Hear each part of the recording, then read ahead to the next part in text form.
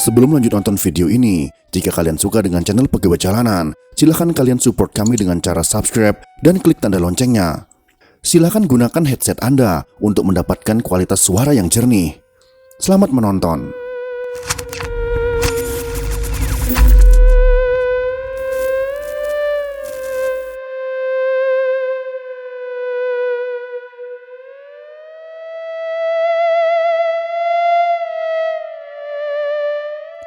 Udara sejuk mengalir dengan lembut, menyisir setiap jengkal dedaunan dan atap-atap rumah di suasana lampau tahun 1926 ketika Indonesia masih dalam kekuasaan pemerintah Hindia Belanda. Pada sebuah rumah yang tidak diketahui siapa pemiliknya, terlihat orang-orang berkumpul dalam pertemuan rahasia. Semua orang yang hadir dalam pertemuan tersebut terlihat manggut-manggut, seperti mengerti dan siap melaksanakan titah seorang pemimpin yang memberikan harapan akan kehidupan yang lebih baik dengan cara yang berdarah. Mereka ternyata manggut-manggut mengamini anjuran dari seseorang yang merupakan salah satu pengurus pusat Partai Komunis Indonesia. Mata mereka merah nanar, penuh dengan semangat untuk melakukan perubahan. Hati yang penuh dendam dengan kondisi di bawah pemerintahan feodalisme kerajaan Belanda yang nun jauh di daratan Eropa. Udara sejuk pada malam itu masuk ke dalam ruangan melalui lubang-lubang yang ada di dinding rumah dan ventilasi yang tersedia. Sejuknya udara menusuk dan terus mengentalkan tekad seluruh aktivis PKI untuk melakukan pemberontakan serentak pada bulan Juli tahun 1926 di Seantero, Nusantara.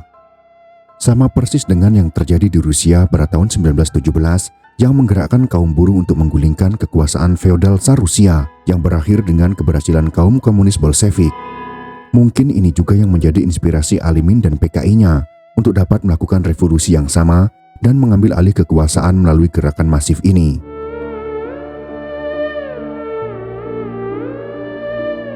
Selama kurang lebih setahun, pemberontakan itu didahului dengan serentetan pemogokan buruh di pabrik-pabrik dan perkebunan, kaum tani, dan juga para nelayan tanpa putus di berbagai tempat di Hindia Belanda.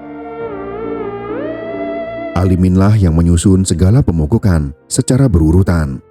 Pemogokan kaum buruh terus terjadi di Surabaya, Jakarta, Semarang, Medan, dan banyak tempat lainnya di Nusantara. Para buruh yang merupakan tonggak dasar berjalannya produksi di pabrik berdampak sangat signifikan dan membuat pabrik lumpuh. Sampai bulan Mei tahun 1925 saja, tercatat ada 65 kali pemogokan yang melibatkan sekitar 3.000 anggota komunis di seluruh Hindia Belanda. Surat kabar revolusioner seperti Proletar, Halilintar, Guntur, dan lain sebagainya semakin gencar menyerang pemerintah bersama-sama dengan kaum tani dan nelayan yang tidak ketinggalan. Semakin mendidih darah para aktivis PKI pada masa itu. Mereka tidak sabar untuk menunggu hari pemberontakan yang sudah mereka cita-citakan. Mereka ingin segera memuncratkan darah para serdadu Belanda dan antek-anteknya dan menghabisinya beramai-ramai. Sebagaimana hausnya Dracula akan darah manusia yang segar dan mengenyangkan. Setidaknya mereka bisa melepaskan rasa dendam mereka kepada pemerintah kolonial dan antek-anteknya yang mereka anggap sudah lama menindas dan memperlakukan rakyat kelas bawah dengan tidak manusiawi. Ketika kaum bangsawan yang dekat dengan Belanda hidup dengan nyaman serba kecukupan, para serdadu Belanda yang tidak perlu mencangkul tanah tetapi bergaji cukup dan hidup dengan layak. Akan tetapi di sisi lain, kaum buruh, kaum tani dan juga nelayan yang sudah banting tulang dengan sangat keras tidak bisa menikmati kehidupan seperti yang kaum kelas atas tersebut rasakan.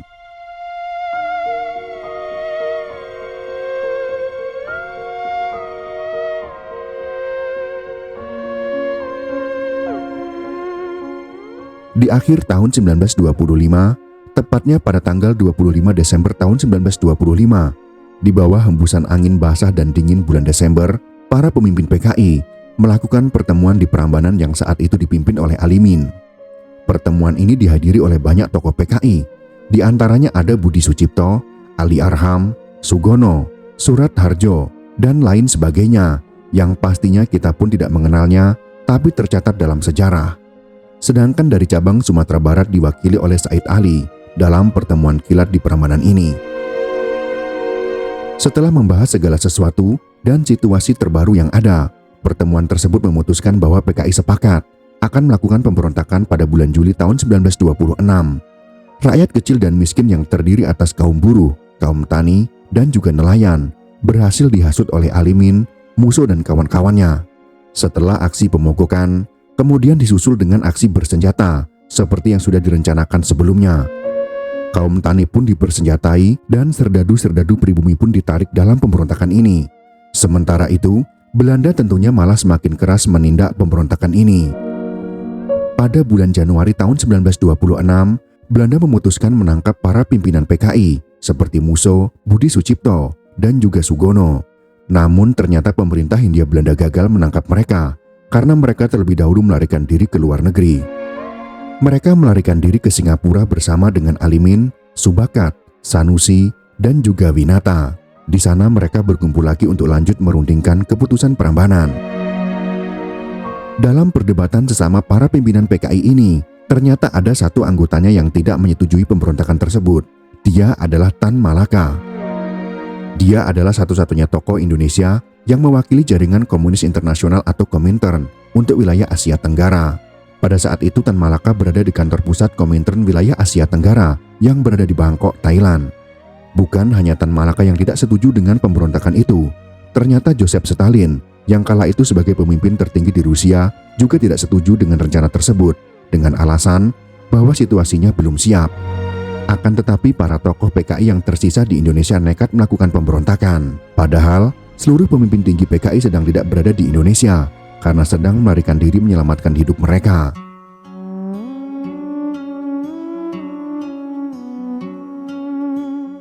Dalam aktivitas propagandanya, para tokoh PKI yang tersisa ini selalu aktif mendatangi rumah-rumah penduduk untuk menghasut pemberontakan. Pemilik rumah disuruh membeli karcis merah seharga setalen. Kemudian bagi mereka yang sudah membelinya, ditunjuk untuk melakukan huru-hara pada tanggal 12 dan 13 November pada tahun 1926.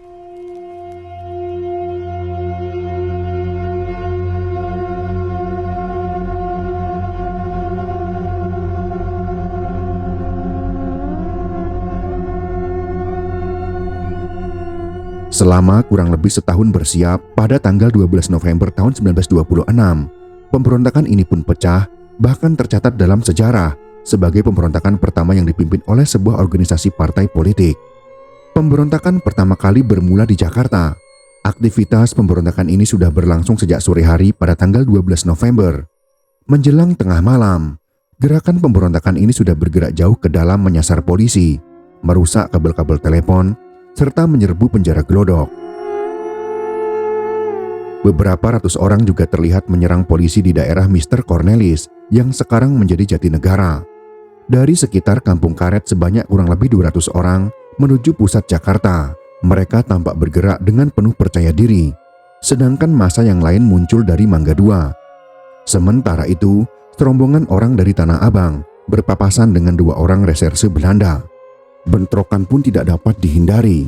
Kedua reserse Belanda tersebut mengalami nahas pada saat itu karena kalah jumlah dalam duel maut. Mereka berdua dibantai dengan beringas oleh para pemberontak dengan brutal. Darah serdadu Belanda pun tumpah membasahi tangan para pemberontak yang sudah gelap mata. Mereka membawa senjata tajam seperti golok, pedang dan tombak, serta senjata api hasil rampasan. Senjata-senjata yang mereka bawa itu haus akan darah manusia. Kantor telepon mereka duduki, pos polisi juga mereka serbu. Ternyata yang menjadi sasaran bukan hanya segala sesuatu milik pemerintah kolonial, akan tetapi juga milik pengusaha pribumi, juga tidak luput dari serangan mereka. Di Mr. Cornelis, rumah asisten Wedana diobrak-abrik. Mungkin pemberontak juga beranggapan pengusaha pribumi ini juga antek Belanda, sehingga turut menjadi sasaran amukan. Kurang lebih selama 2 hari amukan pemberontakan baru dapat dihentikan. Penjara Glodok, Salemba, dan rumah Gubernur Jenderal Hindia Belanda, yaitu Van Limburg Stirum, diserang oleh anggota PKI. Orang-orang PKI juga melakukan serangkaian perusakan. Kantor telepon dan telegraf diserang, rel kereta api di Banten dirusak dan dibongkar. Pemberontakan serupa juga terjadi di Tangerang, Banten, Solo, Banyumas, Priangan, Pekalongan, Kediri, Surakarta, dan juga Sumatera Barat. Dari semua pemberontakan itu, pemberontakan paling keras adalah yang terjadi di Priangan dan Banten. Pada 2 wilayah tersebut, Momennya ternyata bersamaan dengan keresahan yang sudah meluas di kalangan kaum tani. Sebagian besar pemberontak bersenjatakan pisau dan kelewang, hanya sebagian kecil saja yang bersenjatakan senapan. Mereka terlihat seolah-olah muncul begitu saja, seperti hujan yang datang tiba-tiba tanpa mendung dan juga angin. Massa berbondong-bondong menenteng persenjataan dan terlihat tidak takut sama sekali berhadapan langsung dengan aparat kolonial. Akhirnya, darah pun berhamburan.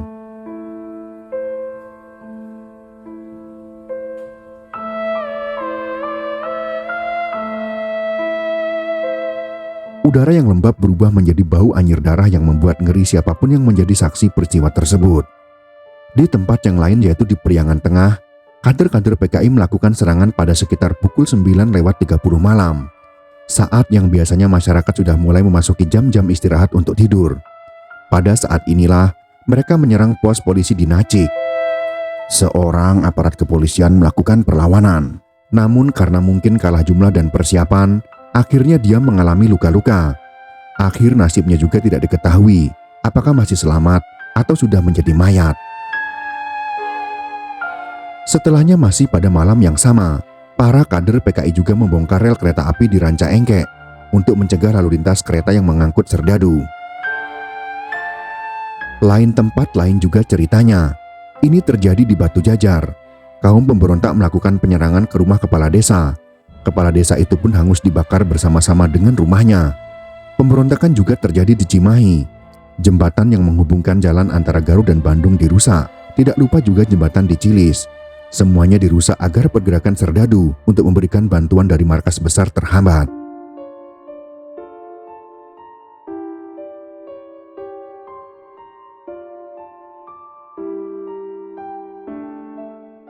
Setelah huru-hara yang memporak-porandakan beberapa tempat di Jawa telah berakhir, yang menghasilkan kerusakan dan korban jiwa yang banyak, kini tibalah saatnya pemberontakan berlanjut di pulau yang lain. Pulau Sumatera adalah target huru-hara berikutnya. Di Sumatera, pemberontakan PKI baru dimulai pada tanggal 1 Januari tahun 1927. Pusat pemberontakannya adalah di Sawah Lunto, Silungkang. Di tempat ini pemberontakannya langsung dipimpin oleh PKI dan Sarekat Rakyat atau SR. Sejumlah opsir yang berdarah pribumi juga ikut serta dalam pemberontakan ini. PKI di Sawah Lunto memprovokasi kaum tani yang beragama Islam untuk melawan pemerintah Hindia Belanda. Dalam pemberontakan itu, seperti biasa, dengan gaya komunis yang mantap dan berapi-api, PKI melakukan tipu muslihat dengan mengeksploitasi penderitaan para petani dan menghasut mereka untuk segera melakukan perlawanan kepada pemerintah. Padahal aslinya, mereka hanya dimanfaatkan saja sebagai umpan ataupun tumbal kepada Belanda. Orang-orang PKI membohongi kaum tani miskin yang siap melakukan perlawanan. Apabila mereka melakukan pergerakan, maka akan ada kapal terbang dari Angkatan Udara Turki yang ditugaskan langsung oleh Kemal Atatürk untuk membantu pemberontakan. Namun itu hanyalah bualan yang dilontarkan PKI untuk membuat kaum tani percaya akan pertolongan saat pemberontakan dilakukan.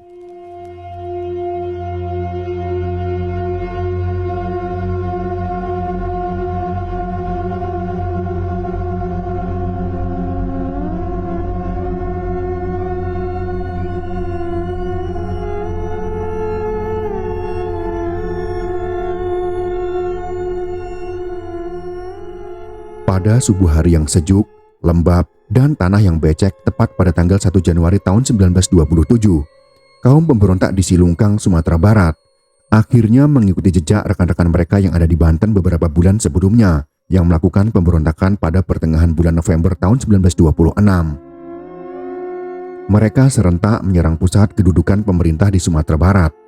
Sasaran utama pemberontakan ini adalah untuk menangkap dan membunuh pejabat pemerintah ataupun yang terafiliasi dengan pemerintah Belanda, tidak peduli orang itu adalah kulit putih ataupun pribumi.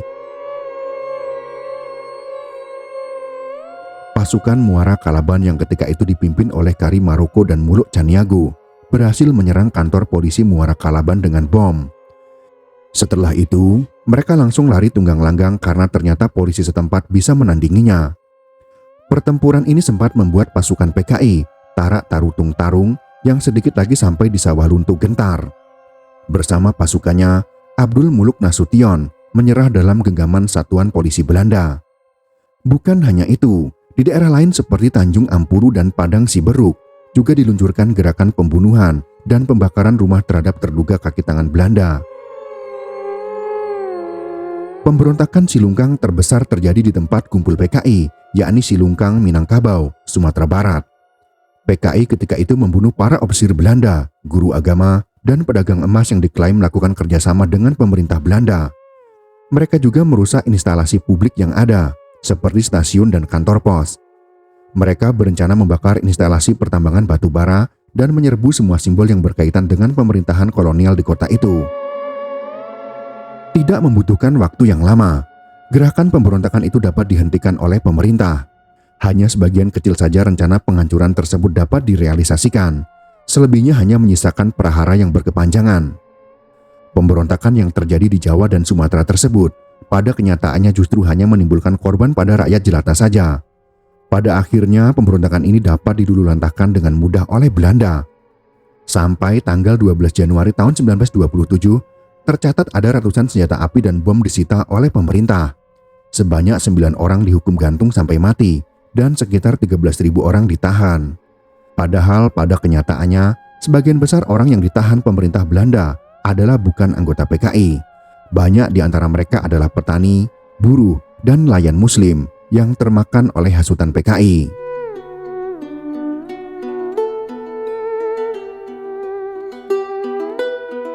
Sebagian besar para tahanan yang berasal dari Sumatera Barat dibuang keluar Sumatera, termasuk ke Digul, Papua. Mereka berakhir sebagai pesakitan dalam sel penjara yang sempit, terputus dari dunia luar dan keluarganya.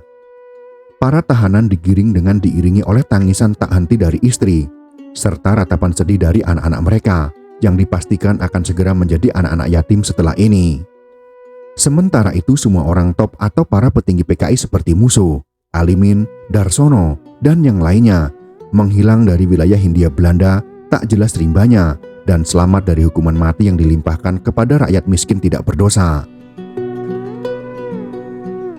Kisah ini memang menceritakan pemberontakan pertama rakyat Indonesia pada pemerintah kolonial yang langsung dipimpin oleh organisasi, yaitu Partai Komunis Indonesia. Pasti akan ada narasi yang mengatakan bahwa PKI berjasa dalam melawan penjajahan. PKI adalah pahlawan dalam perlawanan terhadap kolonialisme Belanda. Tapi tunggu dulu, jangan cepat mengambil kesimpulan yang prematur. Memang pemberontakan ini adalah perlawanan terhadap penjajahan, tapi kita harus cermat dalam mengambil kesimpulan. Dalam hal ini PKI hanya melakukan propaganda dan hasutan kepada rakyat yang memang sudah hidup melarat, terutama kaum buruh, tani, dan nelayan. PKI memanfaatkan kondisi ini untuk mengadu rakyat miskin dengan pemerintah, dengan tujuan jika rakyat kecil berhasil melakukan revolusi dan pemerintahan dapat digulingkan, maka yang akan menjadi penguasa setelahnya dapat dipastikan adalah para tokoh pimpinan PKI. Jika itu yang terjadi, maka pemerintahan kolonial Hindia Belanda akan digantikan dengan pemerintahan komunis PKI. Sama persis dengan yang terjadi di Rusia setelah kaum Bolshevik dapat merebut kekuasaan dengan jalan revolusi. Kenyataan yang terjadi di lapangan adalah rakyat yang terhasut tadi kalah dalam pemberontakan, ditangkap, dijatuhi hukuman penjara, bahkan hukuman mati. Sedangkan para pimpinan PKI tidak bertanggung jawab dan melarikan diri ke luar negeri. Jadi bisa dikatakan, rakyat miskinlah yang ditumbalkan jika gerakan pemberontakan ini gagal. Makanya satu-satunya tokoh komunis saat itu yang mempunyai nama besar, yaitu Tan Malaka, menolak dengan tegas pemberontakan ini, yang membuat Musso marah dan ingin menggantung Tan Malaka.